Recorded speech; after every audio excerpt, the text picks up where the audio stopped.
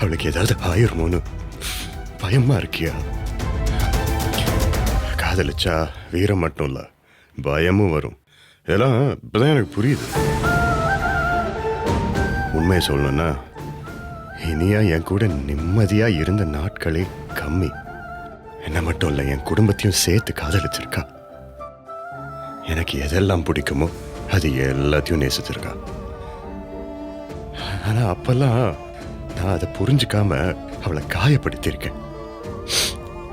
இப்ப என் பகையெல்லாம் அவளை சுத்தி நிக்குது. யோசிச்சு பாரு, இப்ப இனியா உள்ள போனது கூட யாருக்காக?